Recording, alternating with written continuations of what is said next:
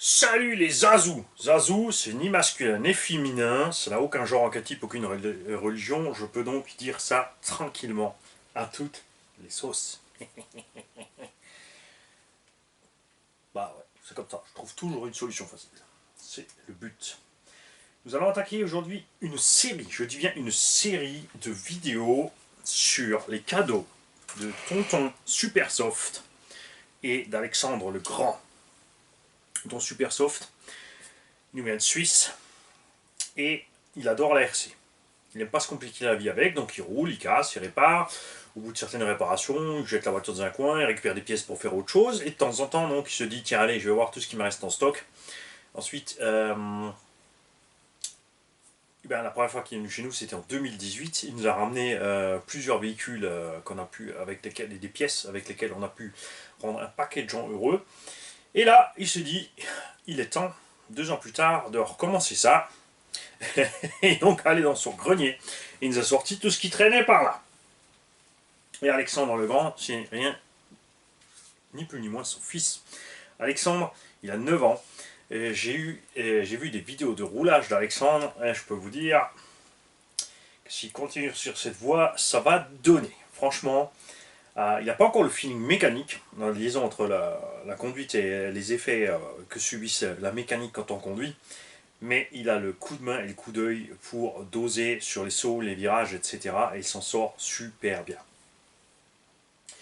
Et Alexandre, il a évidemment aidé son père pour nous amener tout ceci. Il n'a pas pu venir malheureusement, mais il a mis un petit coup de compresseur et pinceau sur les machines pour pas nous ramener tout ça, tout plein de terre et de gravier de là-bas.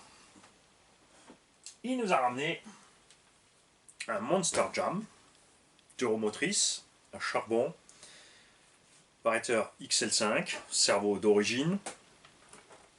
Le moteur, lui, a été remplacé par un 12 tours Arma.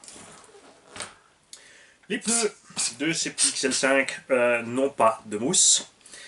Et normalement, ils sont montés sur des bagues en bronze et non des roulements, mais celui-ci a des roulements déjà à l'avant et à l'arrière aussi, parce qu'il faut savoir qu'il y a eu plusieurs séries de ces engins. Et ce sont uniquement les derniers, j'ai constaté, puisque au départ, moi je ne m'attendais pas du tout à avoir des bagues en bronze dans un tracteur à charbon. Et on a là-bas un Stampede qu'on a reçu pour un tout petit prix d'un tonton. Une petite réparation à faire à l'avant, donc il y a aussi XL5. Une des dernières générations, donc ce qu'on trouve actuellement pour 210 € en gros dans le commerce, et qui sont équipés de bagues en bronze et non pas de roulement à billes. Le deuxième, il est aussi sur roulement. C'est aussi un Monster Jam. On n'a pas de cœur avec. Là, on a encore le Titan 12 tours dedans. On a aussi le XL5. Celui-ci a reçu un pare-choc RPM, triangle avant RPM, fusée RPM. On a reçu les pièces d'origine qui étaient sur ces machines. Et ça, c'est génial puisque nous avons déjà donc ici un autre. Je viens de citer Stampede XL5 qui lui a bobo à une patte. C'est pas une version Monster Jam, reste ici. C'est une version XL5 normale. Qui lui donc a les bagues en bronze, mais on va passer les roulements dedans. On a la radio, là on n'a pas de radio, mais on va faire ce qu'il faut évidemment avec nos petites radios chinoises. Et nous avons aussi, souvenez-vous, un autre Monster Jam, reçu d'un autre tonton qui a déjà quelques options, qui lui est entière. Il nécessite une petite remise en route évidemment, lui n'a pas d'électro, mais on a de la part d'autres tontons aussi de l'électro, et je devrais avoir suffisamment de pneumatiques pour équiper ces 4 engins. On aura donc ici 4 Rustler XL5. On va en mettre tous sur roulement à billes, tous sur la radio 2,4 GHz, tous on rentre une carrosserie. J'aimerais bien, si possible, donner à tout le monde, avec la machine, une carreau incassable. Regarde, ici on a un petit Hummer H2, Hummer, ça dépend des gens, qui va très bien sur l'anthrax de ce Stampede. Attends, je vais te le mettre sur un engin qui a des roues, quand même. Et donc grâce à ces deux engins et aux pièces qu'on a reçues de Tonton Supersoft et d'Alexandre le Grand, ouais, ça commence bien, hein. On a déjà aussi Saint-Louis sur la chaîne,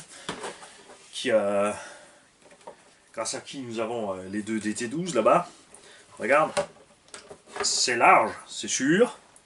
Ça va frottouiller, mais c'est de l'incassable. Par contre, ça lui donne une bouille d'enfer. Hein. Ça lui donne vraiment une bouille de Monster Truck, donc pas avec les roues, tu vois, méga loin de la carreau. Je pense qu'il y a moyen de faire un truc sympa avec ça. En tout cas, moi, ça va me plaire, je le sais déjà.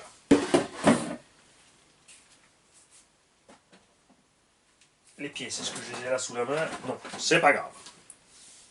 On a donc déjà un projet de 5 Tamiya TT, 3 TT01 qui seront rallye, 2 TT02 qui seront plus type piste. Et maintenant, je me retrouve avec 4 Stampede XL5 que nous allons tous équiper de façon équivalente.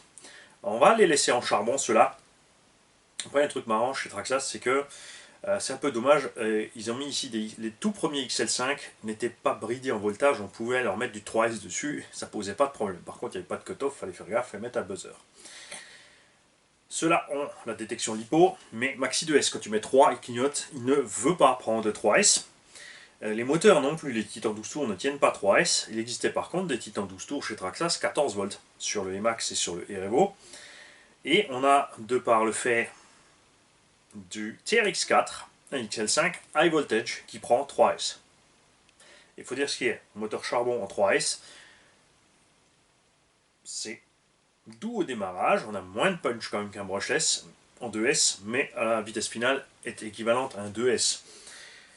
L'autre avantage aussi, si par contre on met du brushless dessus à la place des charbons, c'est que même en NMH ou en lithium fer ou en lithium ion, qui est donc sécurisé pour les petits, pour pas devoir mettre de lipo, on aurait une grosse autonomie. Donc j'hésite entre les laisser en XL5, puisque bon, les Vario ils prennent du 2S lipo, ça pourrait être sympa quand même, puisque c'est vrai qu'on a assez de combos pour les équiper tous les 4, ou à voir si on se lance sur équiper les 4 en petit brushless sympa, genre 2000-2500 kV, pour avoir les mêmes perfs, un petit 35-40, on va pas chercher plus.